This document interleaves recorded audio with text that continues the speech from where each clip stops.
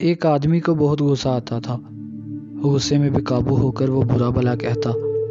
جب غصہ اترتا تو اسے پشیمانی ہوتی۔ وہ غصے پر قابو پانا چاہتا تھا لیکن کامیاب نہ ہوتا۔ ایک دن اس نے سنا کہ دوسرے گاؤں میں ایک عالم رہتا ہے، لوگوں کو مسئلوں کے حل بتاتا ہے۔ اس نے سوچا چلو میں بھی اپنا مسئلہ پیش کر کے دیکھتا ہوں، شاید کچھ تدبیر نکل آئے۔ وہ اس عالم کے پاس گیا اور ان کو بتایا مجھے بے حد غصہ آتا ہے۔ عالم نے کہا جب تمہیں غصہ آئے تو تم جنگل میں جا کر ایک درخت میں کیل ٹھونک دیا کرو۔ آدمی بہت حیران ہوا اور کہا یہ کون سا حل ہے؟ عالم نے کہا تم ایسا کرو تو صحیح۔ آخر اس نے یہی کیا۔ اسے جب بھی غصہ آتا وہ جنگل کی طرف دوڑتا اور تیزی سے کیلیں درخت میں ٹھونکتا جاتا۔ آخر دن گزرتے گئے، اسے جب غصہ آتا وہ یہی عمل دہراتا۔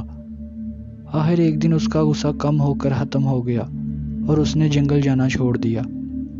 ایک دن وہ دوبارہ عالم کے پاس گیا اور کہا آپ کی بات پر عمل کر کے میرا غصہ ختم ہو گیا ہے۔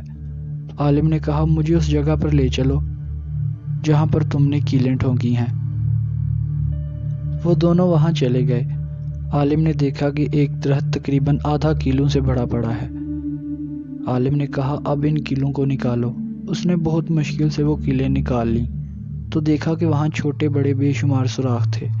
عالم نے کہا یہ وہ سوراخ ہیں جو تم غصے میں آ کر لوگوں کو دلوں میں کرتے تھے۔ دیکھو کیل تو نکل گئے مگر سوراخ باقی ہیں۔ وہ شرمندہ ہوا۔ اس نے اللہ اور اس کے بندوں سے معافی مانگی اور عالم کا شکریہ ادا کیا جس نے اسے آئینہ دکھایا۔ اس سے ہمیں یہ سبق ملتا ہے، ہمیں چاہیے کہ بولتے وقت دیکھ لیا کریں کہ کہیں ہم لوگوں کے دلوں میں کیلیں تو نہیں ٹھونک رہے۔ اگر وہ کیلیں نکل بھی گئیں تو نشان باقی رہ جائیں گے۔ جزاک اللہ۔